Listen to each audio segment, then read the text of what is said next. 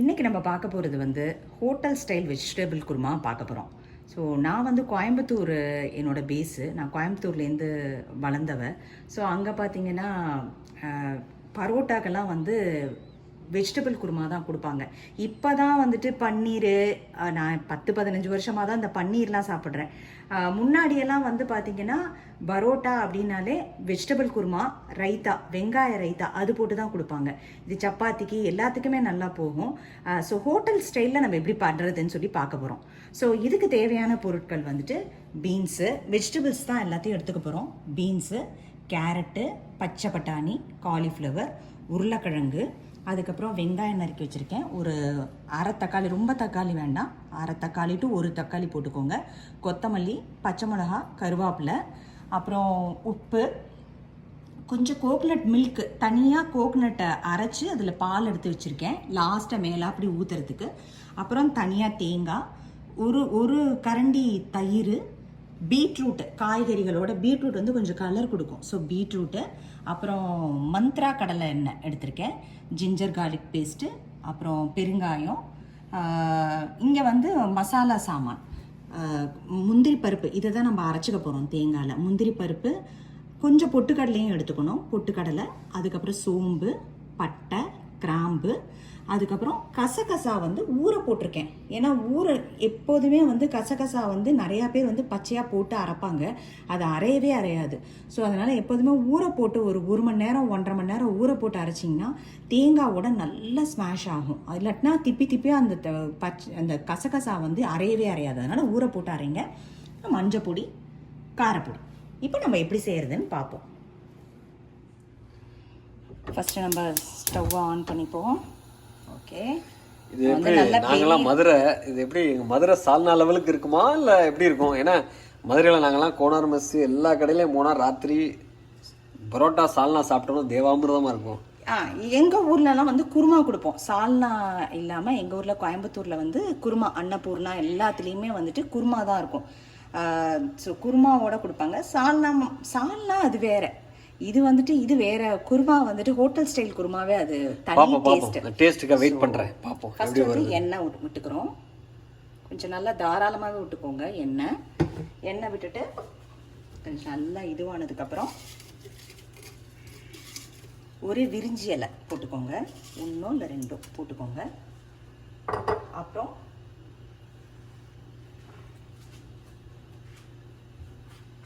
ஒரு பட்டை, ஒரு கிராம்பு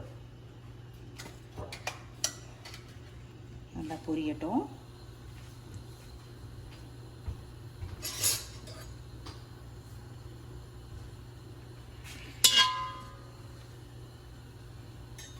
இதில் இன்னொன்று என்னன்னாக்க, உப்பு வந்து எடுத்ததுமே போட்டுறக்கூடாது. கொஞ்சம் வெஜிடபிள்ஸ் எல்லாம் வதங்கினதுக்கப்புறம் உப்பு போடுங்க. இல்லாட்டினா வெஜிடபிள்ஸ் போடும்போதே உப்பை போட்டிங்கன்னா வேகாது வெஜிடபிள்ஸு. ஸோ அதனால் நல்லா வெங்காயம், தக்காளி, வெஜிடபிள்ஸ் எல்லாம் வெந்ததுக்கப்புறம் கொஞ்சம் உப்பு போட்டிங்கன்னா அது உப்பும் பிடிச்சிக்கும், நல்லா வெந்தும் செஞ்சுருக்கும். அதனால அந்த மாதிரி பண்ணிக்கலாம். முதல்ல எடுத்ததுமே உப்பெல்லாம் போட்டுற வேண்டாம் நம்ம வந்துட்டு.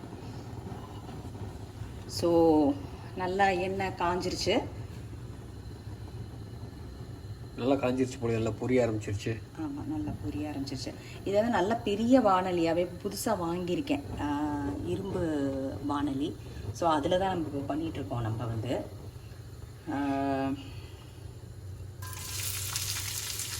நல்லாவே வதக்குங்க. ஃபஸ்ட்டு வந்து வெங்காயத்தை போட்டுக்கிறோம், நல்லா வதக்கிடுங்க.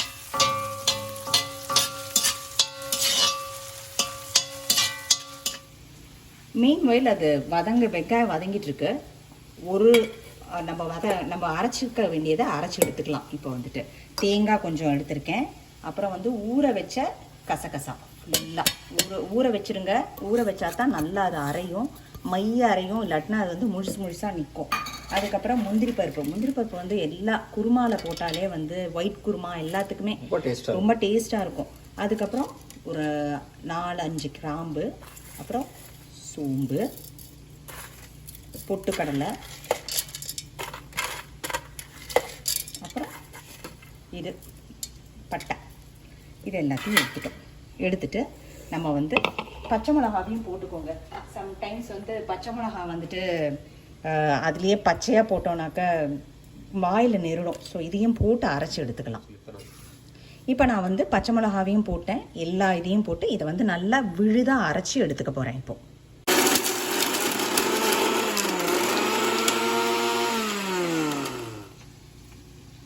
நல்லா மைய அரைஞ்சிருச்சு. நம்ம அரைச்சி எடுத்துக்கிட்டோம் அந்த விழுதை. இதுதான் ஃபுல்லாக சீக்ரெட் சாஸ் இந்த இதுக்கே இல்லையா? குருமாக்கு இதுதான் மெயினாக வந்துட்டு நம்ம வெஜிடபிள்ஸு எல்லாமே போட்டு குருமாவுக்கு வந்து இந்த தேங்காய், முந்திரி பருப்பு, கசகசா இதெல்லாம் தான் ரொம்ப முக்கியம். நல்லா வதங்கிருச்சு. இப்போ வந்து நம்ம வந்து தக்காளி போட்டுக்கிறோம், கொத்தமல்லி போட்டுக்கிறோம். நல்லா வதக்கிடுங்க.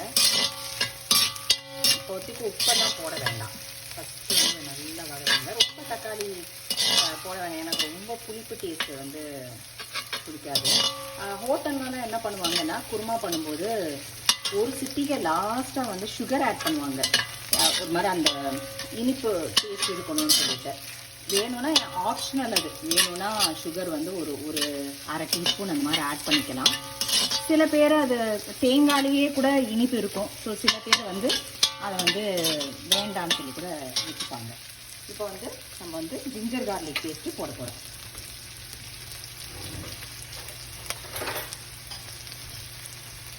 ஒரு ஸ்பூன் எடுத்துக்கோங்க. ரொம்ப நிறைய ஜிஞ்சர் கார்லிக் போட வேண்டாம், ஏன்னா ஜிஞ்சர் வந்து சம்டைம்ஸ் வந்து ரொம்ப கசக்க ஆரம்பிக்கும்.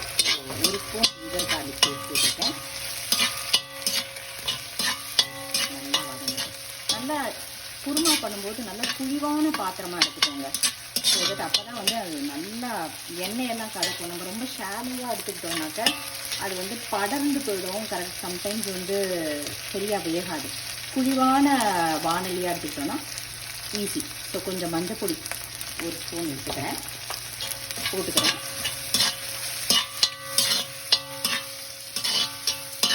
நல்லா வதக்கிடுங்க.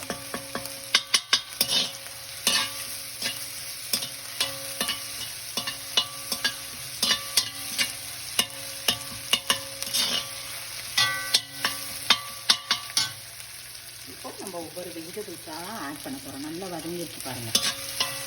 இது கூட ஃபஸ்ட்டு காரப்பொடியும் போட்டுருந்துடலாம். இப்போ வந்து நம்ம தேவையான இதுக்கு ஏற்ற மாதிரி கொஞ்சம் கலர் கொடுக்கும்.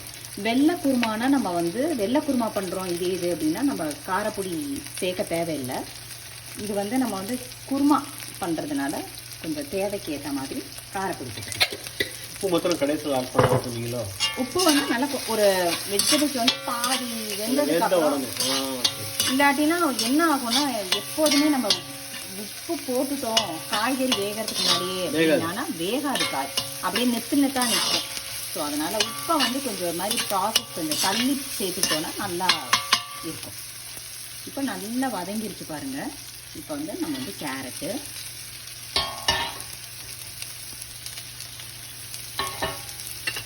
Piece,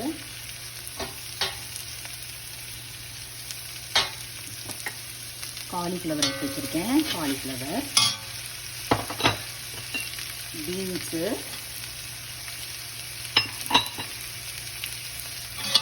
potato. எனக்கு வந்து சில பேர் வந்து பீட்ரூட் போட மாட்டாங்க, கலரை மாற்றிடும்ட்டு. எனக்கு வந்து பீட்ரூட் போட்டால் பிடிக்கும். கொஞ்சம் அந்த கலரும் சேர்ந்து வரும்போது எனக்கு பிடிக்கும். ஸோ அதனால் பீட்ரூட்டையும் நான் போட்டுட்டு நல்லா வதக்கிட்டு நல்லா வதங்கட்டும். பாருங்கள், நல்லா வதங்கட்டும். ஒரு 4-5 நிமிஷம் விடணுமா? அந்த மாதிரி தண்ணி விடணும். அதுக்கப்புறம் ஃபஸ்ட்டு வந்து நம்ம வந்து நல்லா இது வந்து இதோட இந்த வெங்காயம் தக்காளியோட நல்லா சேர்ந்துக்கட்டும். அதுக்கப்புறம் தண்ணி விடணும். சரி, நல்லா வதக்கிட்டேன். ஆனால் ஒன்றும் வெஜிடபிள்ஸ் வேகலை. ஸோ நம்ம வந்து கொஞ்சம் தண்ணி சேர்த்துக்கிறோம். தண்ணி வச்சு கொஞ்சம் நல்லா வேகட்டும். இதுக்கு ஒரு மாதிரி முக்கால்வாசி வெந்ததுக்கப்புறம் உப்பு சேர்ப்போம். ஓகே,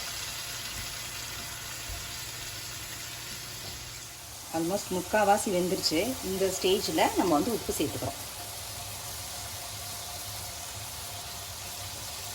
பரவாயில்ல, நிறைய காய்கறியும் சேர்க்குறோம். ஸோ குழந்தைங்களுக்கு நல்ல காய்கறி போய் சேரும்.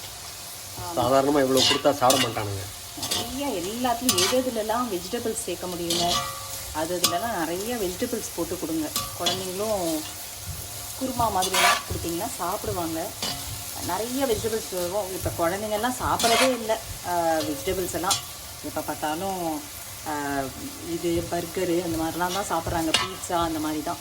ஸோ இந்த மாதிரி நிறையா குருமாவை போட்டு நம்மளே வந்து சப்பாத்தி எல்லாம் நிறையா குருமாவை நிறையா போட்டுட்டு 2 சப்பாத்தி அந்த மாதிரி போட்டுட்டு நிறையா குருமாவை போட்டு சாப்பிடணும். ஸோ நமக்கு வெஜிடபிள்ஸ் போன மாதிரி இருக்கும், கொஞ்சம் உடம்புக்கும் நல்லது நிறையா வெஜிடபிள்ஸ் போடுறது. ஸோ உப்பை போட்டுக்கிட்டோம் நம்ம. இப்போது கொஞ்சோண்டு தயிர், நான் அரை தக்காளி தான் நான் வந்து ஆட் பண்ணினேன். ஸோ கொஞ்சோண்டு தயிர் வந்து எப்போதுமே தனி டேஸ்ட் கொடுக்கும். நம்ம ஏன்னா பிரியாணிக்கெல்லாம் கூட நம்ம தயிர் சேர்ப்போம் பார்த்தீங்களா, ஒரே ஒரு ஸ்பூனு தயிர் அந்த மாதிரி சேர்த்துக்கோங்க. கொஞ்சம் நல்லாயிருக்கும் டேஸ்ட்டு. யூஸ்வலாக நம்ம பன்னீருக்கெல்லாம் கூட நான் ஒரு ரெசிபி பண்ணியிருந்தேன், அதுக்கெல்லாம் கூட தயிர் சேர்த்துருக்கேன் நான். ஸோ தயிரும் சேர்த்துட்டேன். இப்போது நம்ம வெந்துருச்சான்னு சொல்லிட்டு பார்க்க போகிறோம். யூஸ்வலாக உருளைக்கிழங்கு தான் கொஞ்சம் லேட் ஆகும். ஸோ நம்ம உருளைக்கிழங்கை நசுக்கி பார்த்தோன்னாக்க வெந்துருச்சாங்கிறது தெரியும். காய்கறி வெந்துருச்சுன்னா நம்ம வந்து ஆல்மோஸ்ட் ஒரு 3/4 வெந்துருச்சுன்னா கூட நம்ம குருமா அந்த அரைச்சி விட்ட விழுதை நம்ம போட்டுடலாம். ஓரளவுக்கு நல்லா வெந்துருச்சு. ஸோ ஆல்மோஸ்ட் 3/4 வெந்துருச்சு. மிக்சர் வந்து நம்ம இந்த அரைச்சி விட்ட விழுதை போட்டு நம்ம இன்னும் கொஞ்சம் நல்லா வேக வைக்க போகிறோம். ஸோ ஓரளவுக்கு நல்லாவே வெந்துருச்சு. ஸோ இப்போ வந்து நம்ம அரைச்சி விட்ட இந்த இதை தேங்காய், கசகசா, முந்திரி பருப்பெல்லாம் போட்டு அரைச்சி வச்சுருக்கோம் இல்லையா, அதை போட்டு நல்லா. இதை தவிர நான் தேங்காய் பாலும் எடுத்து வச்சுருக்கேன், அதை மேலாப்படி லாஸ்ட்டாக விடுவேன். அது வந்துட்டு ரொம்ப நல்லாயிருக்கும். அது வந்து இது கலந்தாச்சு.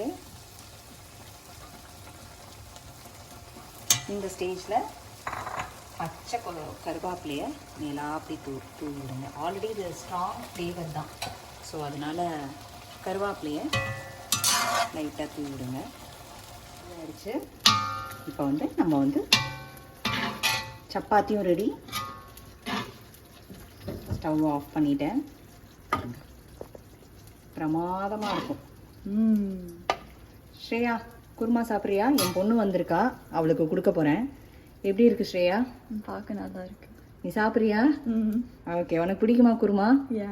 Okay, super. பாருங்க, chapati and korma, hotel style korma ready.